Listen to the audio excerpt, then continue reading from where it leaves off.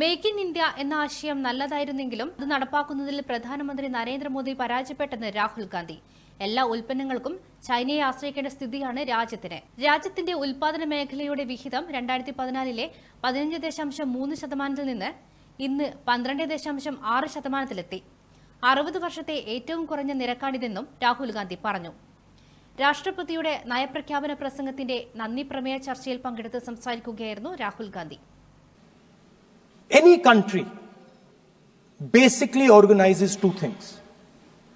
You can organize consumption and then you can organize production. Modern way of saying organizing consumption is services. Modern way of saying organizing production is manufacturing. But there is more to production than simply manufacturing. For example, agriculture also is about production.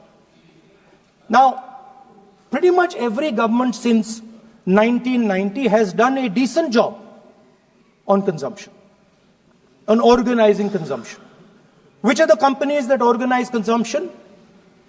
Uber organizes consumption. Reliance organizes consumption. Adani organizes consumption. But we have as a country failed in organizing production. We have excellent companies that try to organize production. They are the Mahindras of this world.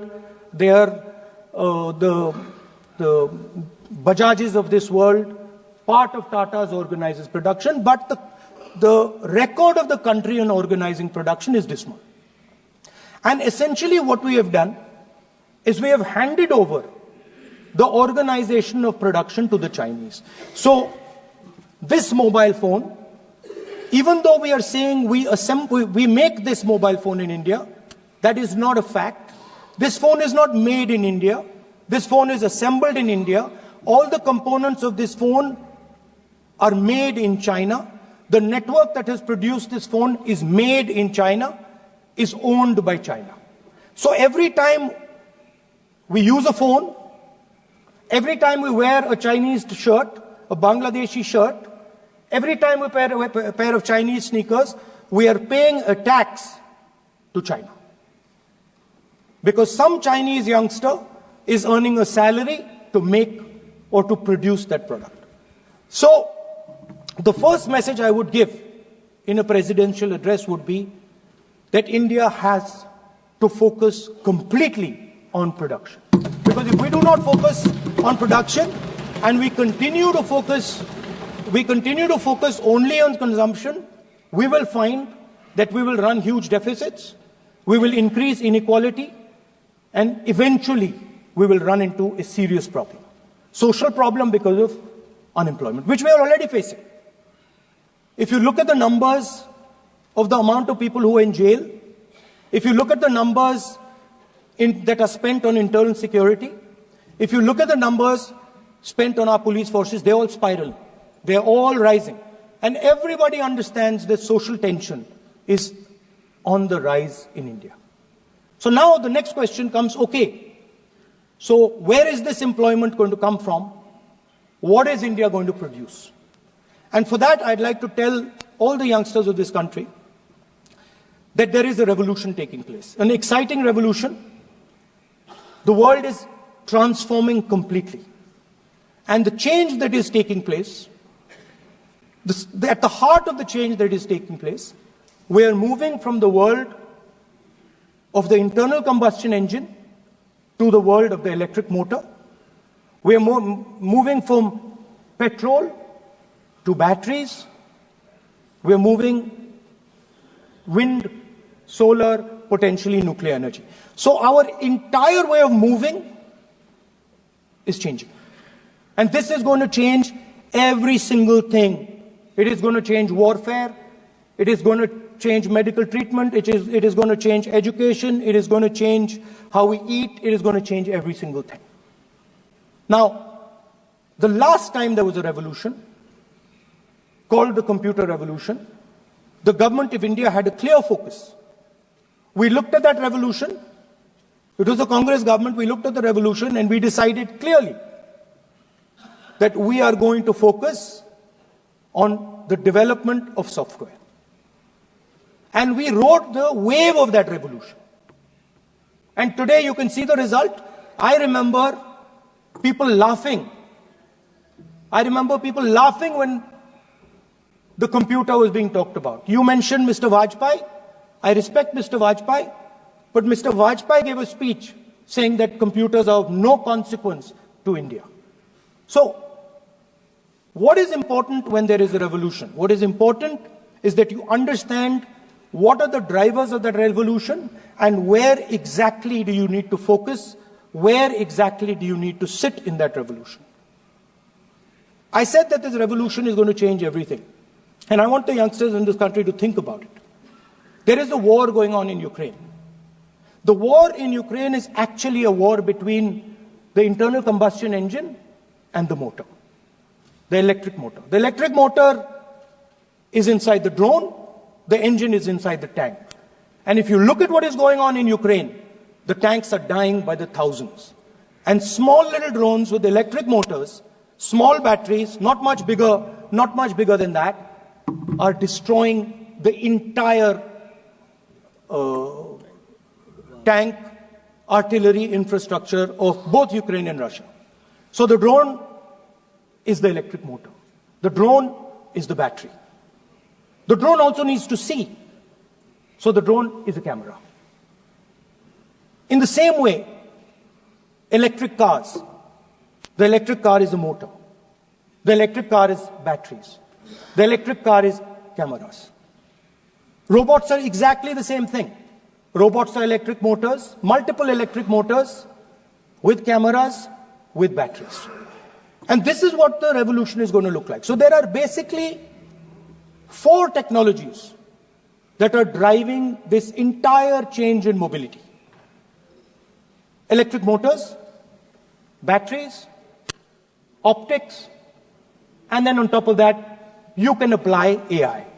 Now people,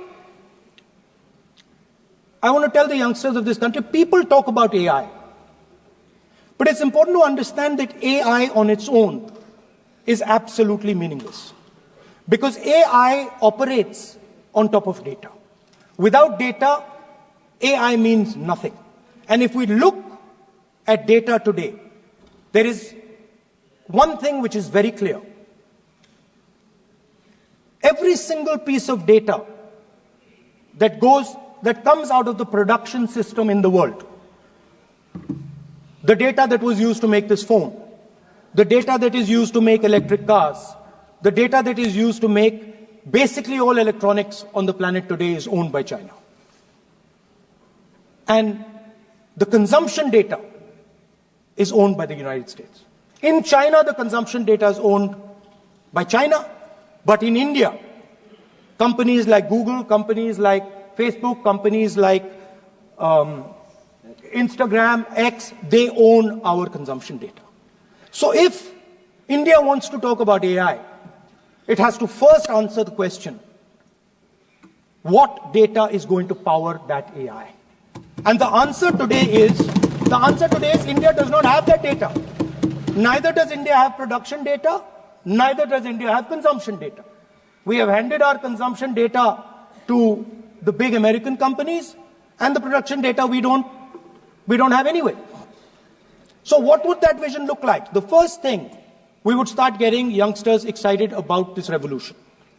We would start to introduce the idea of a completely new way of moving, a complete revolution in how things move.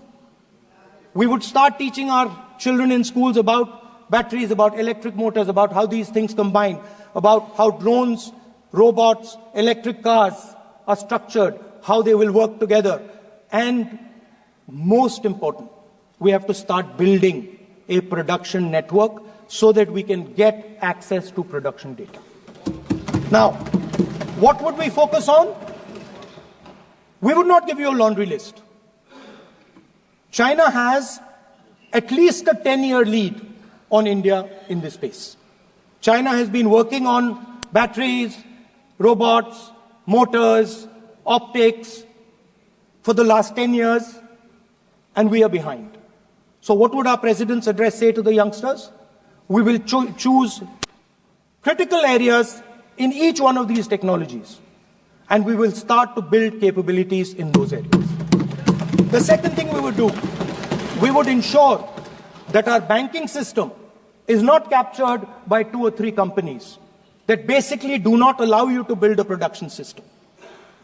But our banking system is open, is dynamic, and is accessible to small and medium businesses and to millions and millions of entrepreneurs who want to take part in this revolution. Our foreign policy would take into account this revolution. When we talk to the United States, we would not send our foreign minister to invite our prime minister to his coronation. We would not send him 3 or 4 times, please invite our prime minister. Because if we had a production system and if we were working on these technologies, the American president would come here and invite the prime minister. So it is important to understand where Please.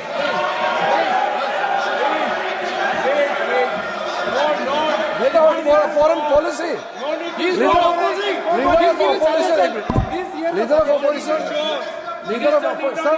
Leader of opposition cannot make. This is. ഓരോ വിവാഹവും സ്വപ്ന സാക്ഷാത്കാരങ്ങളാണ്. മറ്റു ചിലത് കവിത പോലെ ഹൃദയം, ചില ഉറച്ച നിലപാടുകളുള്ള ചേർത്തുപിടിക്കലുകൾ, കടലോളം ഇഷ്ടം കാത്തുവച്ച പ്രണയ സാഫല്യങ്ങൾ. അങ്ങനെ അവളുടെ സ്വപ്നങ്ങളെ, നിലപാടുകളെ, അതിരുകളില്ലാത്ത ഇഷ്ടങ്ങളെ ഉൾക്കൊണ്ട് അവൾക്കൊപ്പം നിന്ന ഫാമിലിയുടെ സ്വപ്നം കൂടിയാണ് ഈ നിമിഷം യാഥാർത്ഥ്യമാവുന്നത്. എന്റെ വിവാഹം എനിക്കൊപ്പം ഫാമിലി കണ്ട സ്വപ്നം. എന്റെ ഇഷ്ടങ്ങൾ എന്റെ ഫാമിലിക്ക് അറിയാം. Family wedding centre.